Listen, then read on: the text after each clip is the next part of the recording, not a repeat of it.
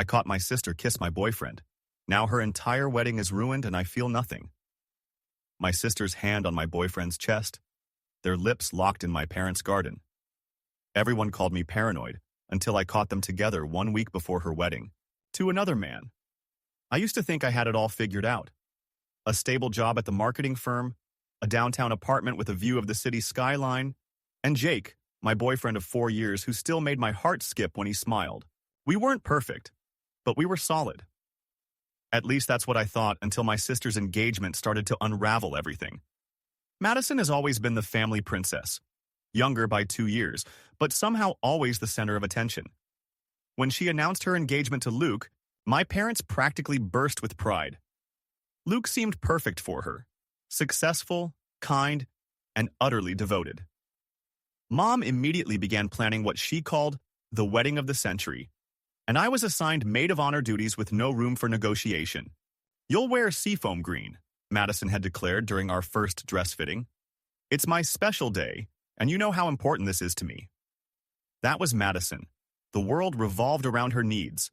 And as always, I nodded and smiled because keeping the peace was easier than starting another argument that my parents would inevitably take her side in. Everything was proceeding according to Madison's perfect plan until 3 weeks ago, when something shifted. We were all at my parents' house for Sunday dinner when Jake told some lame joke about golf, the kind that usually earns a polite chuckle at best. But Madison? She threw her head back and laughed like he delivered the punchline of the century. I nearly choked on my water, watching as she leaned toward him, her eyes twinkling with an intensity that made my stomach clench. "Oh my God, Jake, you're hilarious," she gushed, touching his forearm lightly. Nobody else seemed to notice anything odd, but my radar was suddenly on high alert. The next day, while looking through wedding photos on the couch, Madison casually placed her hand over Jake's when pointing at something on the screen. Later that week, as we prepared dinner in Mom's kitchen, she brushed past Jake with deliberate slowness, her chest grazing his arm as she reached for something. The smile she gave him afterward spoke volumes. But it was her eyes that truly betrayed her. Last Thursday night, during another family dinner, I glanced up from my plate to find Madison staring at Jake with unmistakable desire. When our eyes met, she quickly looked away, suddenly fascinated by her salad. That night, as Jake and I drove home, anxiety churned in my stomach. Maybe I was being paranoid? Madison was getting married in 2 months. She was probably just wedding happy and being overly friendly with everyone, right? But the uneasiness lingered like a storm cloud. After we got home, I watched Jake loosen his tie and decided I couldn't keep my thoughts bottled up anymore. "Do you think Madison's been acting strange around you?" I asked, trying to sound casual. Jake paused, unbuttoning his shirt, his brow furrowing. "What do you mean?" I took a deep breath. "The laughing at your jokes, the touching, those looks she gives you when she thinks no one's watching." Jake chuckled, shaking his head. "You're imagining things, Soph. She's just excited about the wedding." His dismissal should have reassured me, but something in his quick denial only intensified my suspicions. As I watched him walk to the bathroom, a nagging voice in my head whispered that there was more to this story. Much more than anyone was willing to admit. The next few weeks were torture. I decided to pay closer attention to Madison's behavior around Jake, hoping my suspicions were just wedding stress making me paranoid. Instead, what I saw only confirmed my worst fears. At Sunday brunch, Madison deliberately positioned herself across from Jake rather than next to Luke. Throughout the meal, she dominated the conversation, asking Jake about his work projects and laughing at everything he said. "How's that Henderson account going? You were so worried about it last week," she said, revealing a level of familiarity that made my skin crawl. How did she know about his work stress? I certainly hadn't mentioned it to her. During Mom's birthday dinner, Madison somehow ended up next to Jake while I was stuck at the other end of the table with Aunt Margaret. Every time I glanced their way, they were deep in conversation, Madison leaning close enough that her shoulder brushed his. When Luke asked what they were discussing so intently, Madison casually replied, "Oh, just debating the best honeymoon destinations." But I noticed Jake quickly changed the subject. The backyard barbecue at my parents' house was when I couldn't deny it anymore. I went inside to get water, leaving Jake by the grill with my dad. When I returned less than 5 minutes later, my stomach dropped. Madison and Jake stood in the far corner of the yard, partially hidden by Mom's prized hydrangea bushes. They were standing so close that anyone would have questioned their intentions. Madison was laughing, her head tilted back, one hand resting lightly on Jake's chest. The intimate gesture was unmistakable, and Jake, the part that hurt the most, he didn't immediately step away. Only when he spotted me did he create some distance between them. Madison casually walked away, pretending nothing had happened, while Jake resumed helping my dad with the grill, avoiding my gaze completely. I spent the rest of the evening in a fog, mechanically engaging in conversation while my mind replayed that scene on endless loop. The drive home was silent, tension building with every mile. As soon as our apartment door closed behind us, I couldn't contain it anymore. "What were you and Madison talking about in the garden tonight?" I asked, my voice unnaturally steady. Jake looked up from his phone, seeming genuinely surprised by my tone. "Just some wedding playlist stuff. She wanted my opinion on the first dance song." I folded my arms, refusing to break eye contact. "And why were you standing so close to each other?" Jake sighed heavily, shaking his head. "You're blowing this way out of proportion, Sophia." I felt anger bubbling up inside me. "She's obviously flirting with you." Jake let out a bitter laugh, looking at me like I was being ridiculous. "Come on, she's your sister. She doesn't mean anything by it. You need to stop reading into things." "Stop reading into things?" I repeated, my voice rising. "She had her hand on your chest, Jake. Are you seriously going to tell me that's normal sister-of-girlfriend behavior?" "You know how touchy-feely she is with everyone," he countered, his defensiveness only fueling my suspicions. "This is Madison we're talking about. She's engaged to Luke. For God's sake." "That doesn't seem to be stopping her," I muttered. "I'm not having this conversation," Jake said firmly, walking past me toward the bedroom. "You're being paranoid, and it's not attractive." That night, I lay awake beside Jake's sleeping form, replaying every interaction I'd witnessed between them. If it was just Madison having some inappropriate crush, that would be one thing. Uncomfortable, but manageable. The truly terrifying thought was that Jake's response didn't feel right. He wasn't shocked or disgusted by my accusations. He didn't reassure me or acknowledge that Madison's behavior might be crossing lines. Instead, he made me feel crazy for noticing. As I stared at the ceiling, a chilling possibility settled in my chest. What if Jake wasn't innocent in all this? What if he enjoyed the attention? Or worse, what if there was something happening between them? The thought made me physically ill. I turned away from him, curling into myself as tears silently soaked my pillow. Whatever was happening, one thing was clear. I wasn't imagining it, and I wasn't going to let it continue without answers. The morning after that sleepless night, I knew I couldn't continue this way. The situation was eating me alive. The constant second-guessing, the knot in my stomach whenever Jake picked up his phone, the way I analyzed his every interaction with Madison. Something had to give. I considered my options while getting ready for work. Talking to Jake again seemed pointless. He'd already made it clear he thought I was overreacting. Going to my parents would be equally futile. They'd never take my side over Madison's, especially with her wedding just 6 weeks away. That left only one choice: confronting Madison directly. I texted her during my lunch break. "Need to finalize bridesmaid dress details. Coffee at Bluebird Cafe tomorrow at 2? She responded with an enthusiastic "yes" and a string of wedding-related emojis. The casualness of her response made me question myself again. Would someone having an inappropriate connection with their sister's boyfriend really be this normal? The next day, Madison swept into the cafe 15 minutes late, radiating excitement in her floral sundress. "Sorry I'm late," the florist called with questions about the centerpieces, she explained, sliding into the chair across from me. Before I could even respond, she launched into a detailed description of her latest wedding crisis. The photographer wanting to change the schedule for the golden hour shots. As she talked, I studied her carefully. There wasn't a hint of guilt or discomfort in her animated gestures or bright eyes.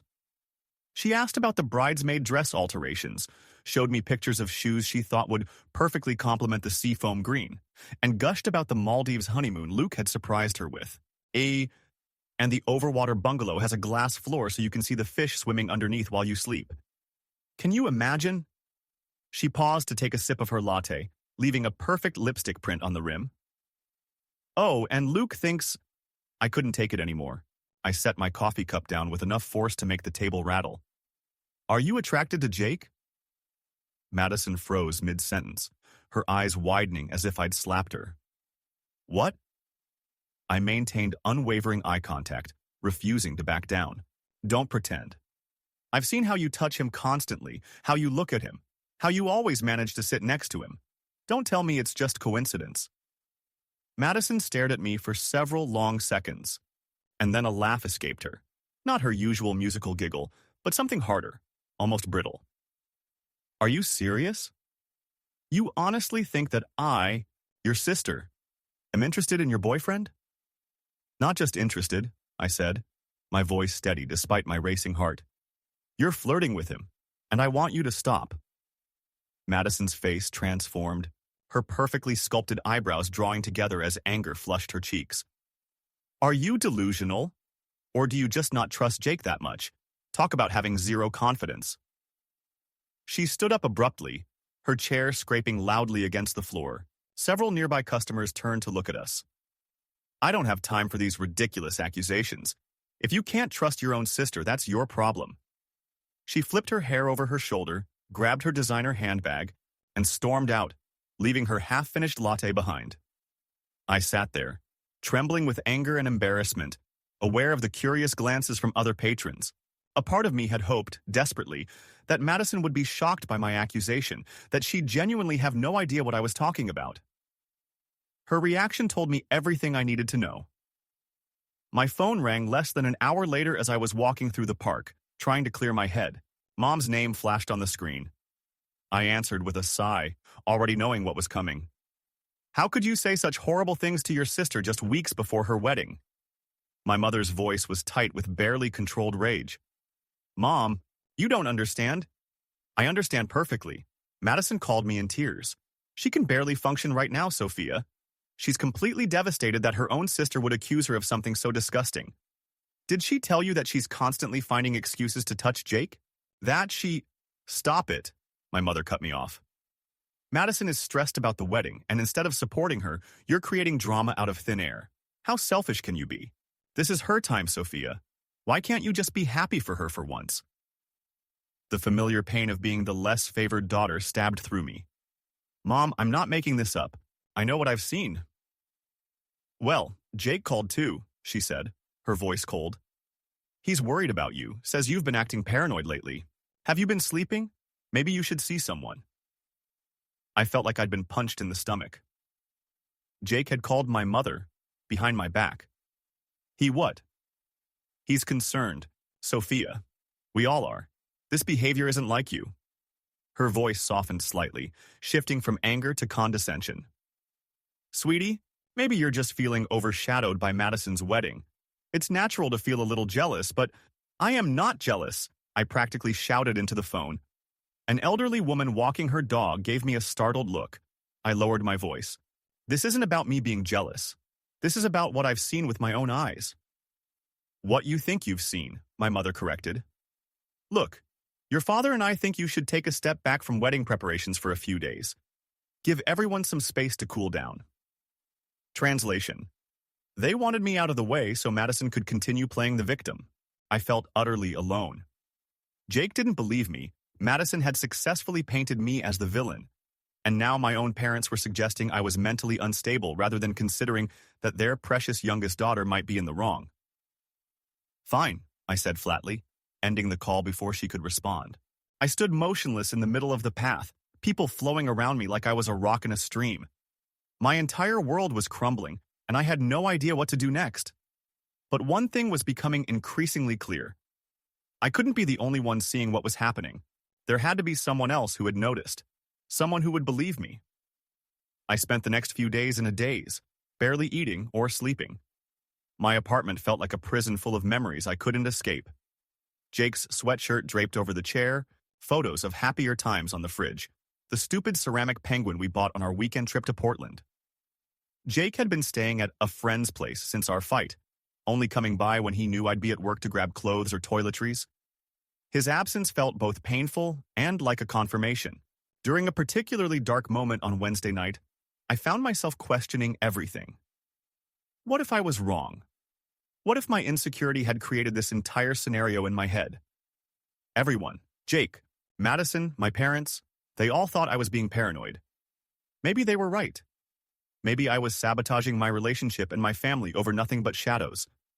I called my therapist and managed to get an emergency session the next morning. Dr. Rivera listened patiently as I poured out the whole story, watching me with those calm, analytical eyes. Sophia, I can't tell you whether your perceptions are accurate, she said finally. But I can say that your reaction to them is causing you significant distress.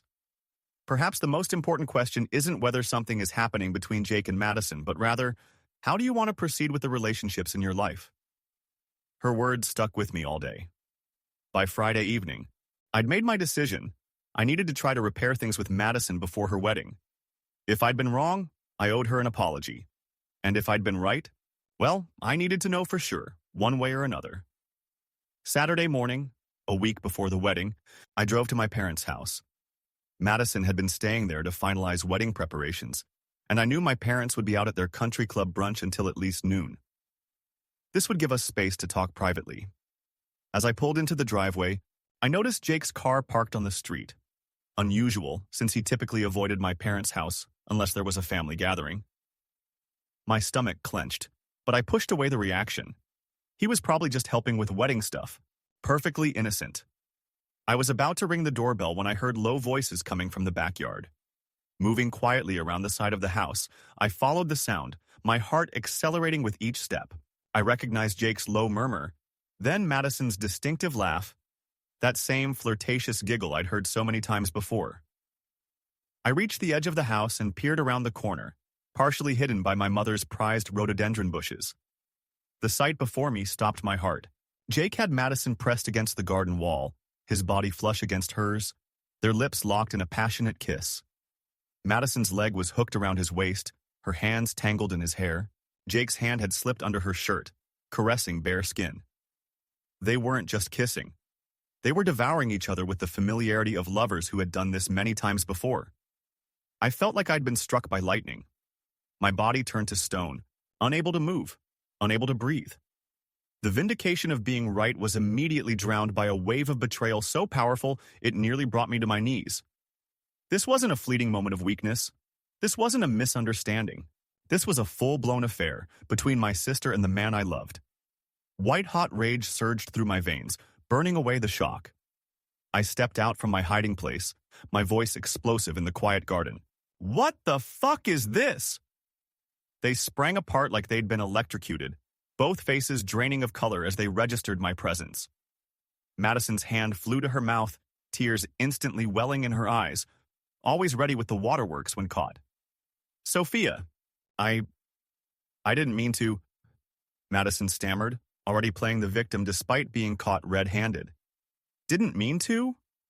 I laughed, a harsh, broken sound as tears streamed down my face.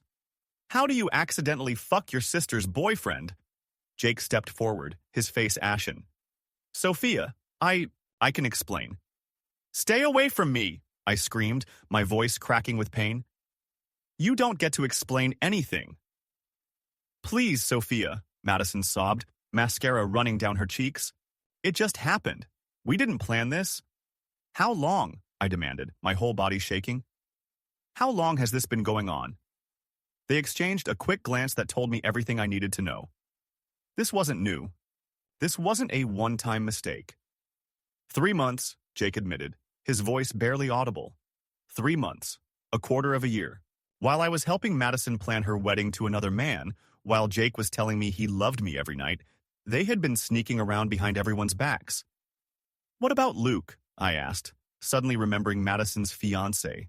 Does he know his bride is cheating on him a week before their wedding? Madison's sobs grew louder. Please don't tell him. It would destroy him. The audacity, the sheer selfishness of her plea infuriated me even more. You didn't seem too concerned about destroying him 5 minutes ago with your tongue down Jake's throat. Sophia, please. Jake reached for my arm, but I recoiled from his touch like it would burn me. Get out of my life! I screamed, backing away from both of them. Both of you! I never want to see either of you again. I turned and ran, ignoring their calls behind me. I fumbled with my car keys, hands shaking so badly I could barely get the key in the ignition. As I peeled out of the driveway, I caught a glimpse of them in my rearview mirror, standing together, watching me leave.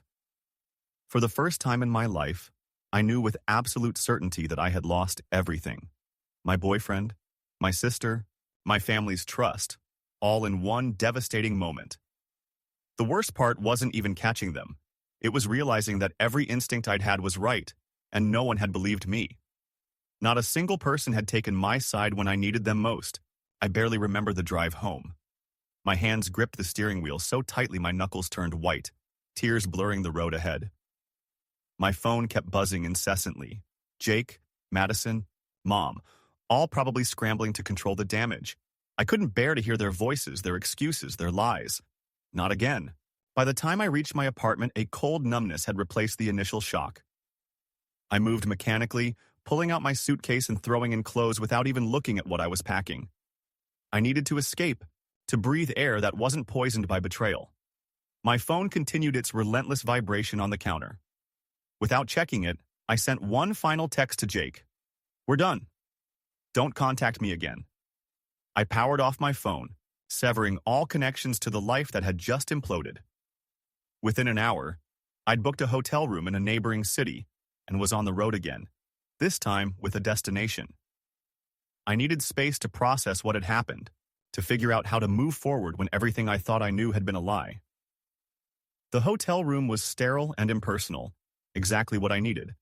No memories, no photographs, no reminders of Jake or Madison. I sat on the edge of the bed, staring at the generic landscape painting on the wall, when a thought suddenly cut through my haze of pain. Luke. Poor Luke, who was about to marry a woman who had been cheating on him with her sister's boyfriend. He deserved to know the truth before he made the biggest mistake of his life. With shaking hands, I turned my phone back on, ignoring the flood of notifications, and dialed his number. Sophia? Luke answered on the third ring, his voice concerned. Do you know how worried Madison is about you? You've been gone all day. I clutched the phone tighter, bitterness rising in my chest. Luke, you need to know the truth about Madison. The words poured out of me, the initial suspicions, my family's dismissal, and finally, the devastating scene I'd witnessed in the garden. Luke remained silent throughout my story, not interrupting once. When I finished, the line was so quiet I wondered if he'd hung up. Finally, he spoke, his voice oddly calm. Thank you for telling me. The call ended abruptly, leaving me staring at my phone, wondering what he would do with the information I'd given him. Part of me felt guilty. Was I destroying my sister's happiness out of spite?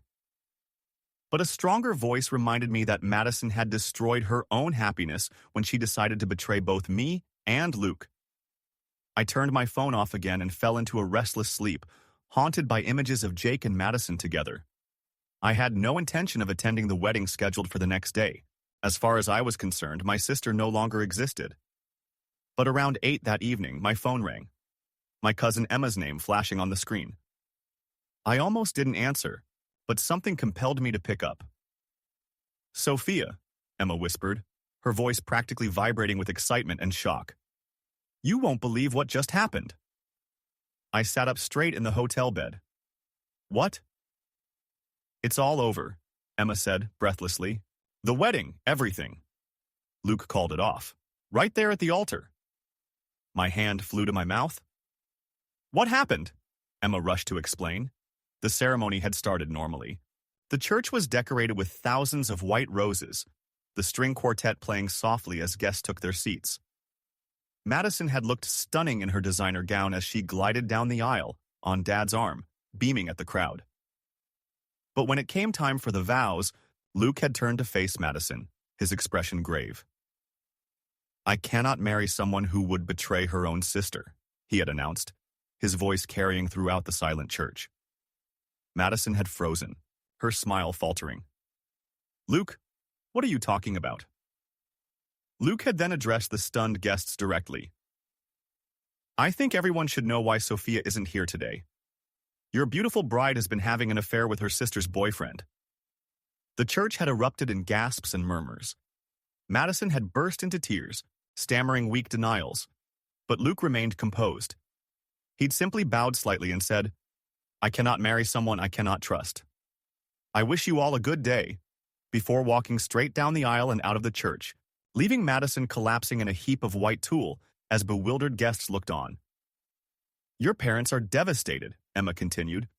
"Your mom tried to claim it was all a misunderstanding, but Jake was there, and when people started questioning him, he just left without saying anything.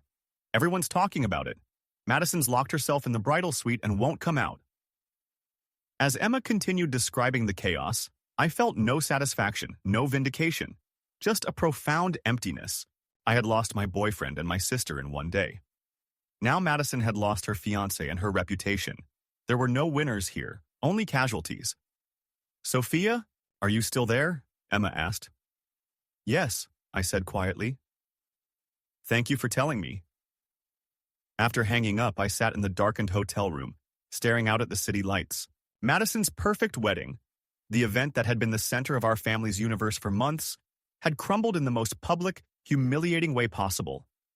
The karmic retribution had been swift and merciless. Yet I found no joy in it.